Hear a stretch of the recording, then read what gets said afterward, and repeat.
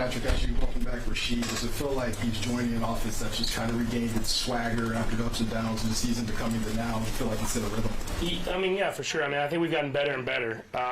And adding guys like Xavier back and then getting Rasheed back will just continue to hopefully improve what we can do. And so I think all you can ask for is to get better each and every week, and I feel like we're doing that. How much do you expect out of Rasheed, or how much does he expect out of himself?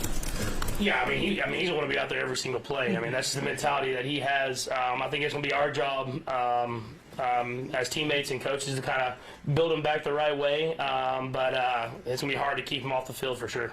Patrick, it seems like you and Max Crosby have an interesting relationship, friends kind of off the field and intense on. Can you describe that relationship you guys have off and then what it means to see him on the field? Yeah, I mean, it's a ton of respect. I mean, like you said, I mean, when I talk to him outside of football, it's like we're friends. You wouldn't even see what happens on the football field. But, I mean, he's the type of competitor like me. It's like when you get on that football field, it's whatever it takes to win. And you're going to leave everything on the football field.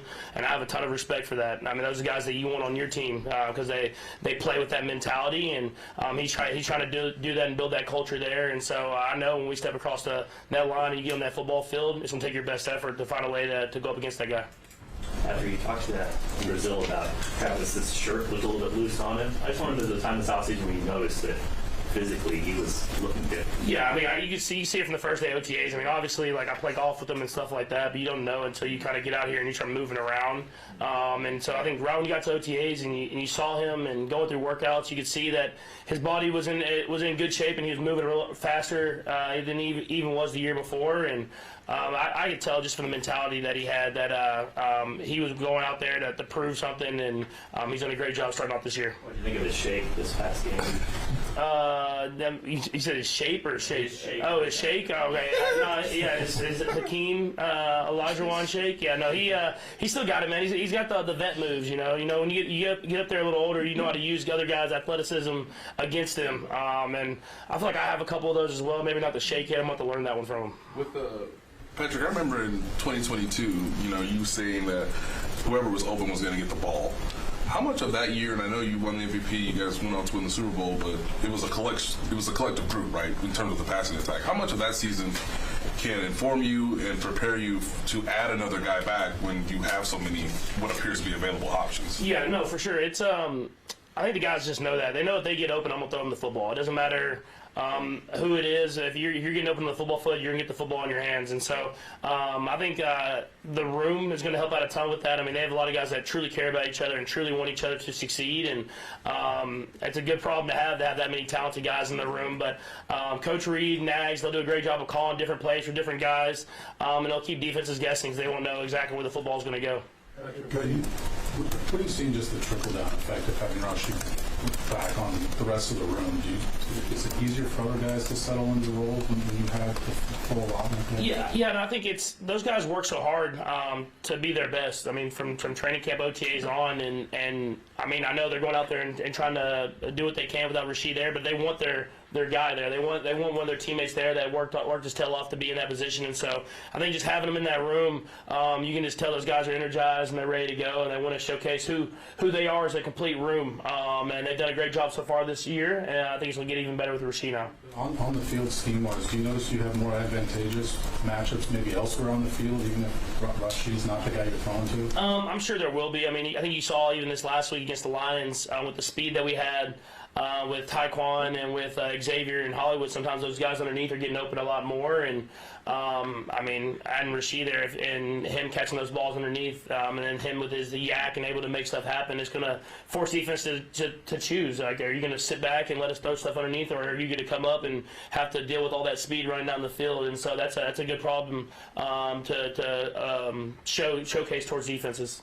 Patrick, you guys have dug out a couple of holes, 0-2, 2-3, get back to 500. Is there, any fear that, you kind of let down, like, okay, we're where we thought we would be, and you need to motivate everybody? It was the first thing Coach Reed said. It was about showing consistency. I mean, that's something that's super important in this league. You can have highs and lows and stuff like that. This is a long NFL season. It's about who can be the most consistent week in and week out, and so that's something that we have to be better at. We've showcased that we can play against anybody, but we've also showcased that we can make mistakes and lose against anybody. And so for us, it's about going out there and playing our best football every single week, getting better at practice. practice today, and continue that throughout the week so that go up against a Raiders team that's hungry, and that it's always going to be a tight, contested football game. You mentioned a couple times in here about needing to trust your line more, and you seem to have that trust even with Jalen stepping in. Did you consciously come out of the huddle going, okay, I'm good, or is it just something that you get in the flow of the game and it happens? No, I think it's just I know the work that Jalen's put in.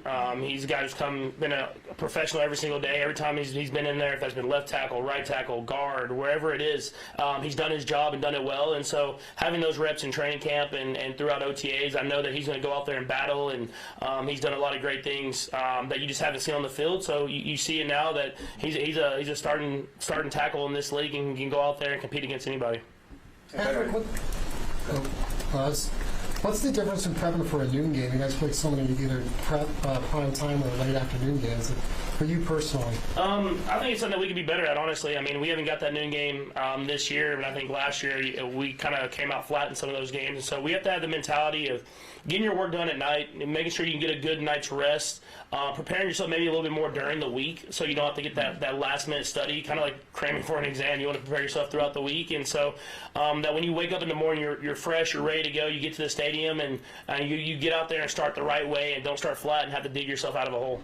I know this can change week to week, but between the way the line's playing and the way your receiver options are coming together, sort of as much kind of comfort and trust as you felt for a couple of years at this point? Excuse me. Yeah, no, I mean, I felt good these last few weeks especially, and I think that it all starts with the offensive line. When they're blocking the way they're blocking, it gives me a lot of confidence to sit in the pocket and make these throws down the field, and then when that's not open, hit the guys underneath and let them make plays happen. And so that's about you to continue to steadily build on that. I have to continue to get better and better, and then look at the tape, learn from even when we're having success, learn from the mistakes that we make, and that's what I'll try to continue to do throughout the rest of the season. Has it felt more like a different sense of that with all that stuff going at once than maybe it has for a while, or yeah, and I think, I mean, obviously when you start bad, you kind of don't have the room for error, so you have to stay on top of everything, and so sometimes wins can almost like hide some of the flaws that you have throughout the team, and when you lose, you really take a deep look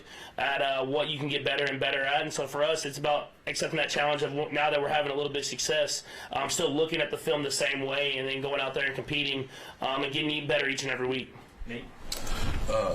Patrick, I understand Sunday before kickoff was a bit unusual with Josh, but since then, have you been able to communicate with him? And is there any message you have for him at this point, given just the unusual nature of this? Yeah, I mean, I'll keep conversations kind of between us, but I mean, it's I'm always praying for him. I'm praying for all my teammates, so I'm always praying for them, and I'll just keep everything else kind of private to us.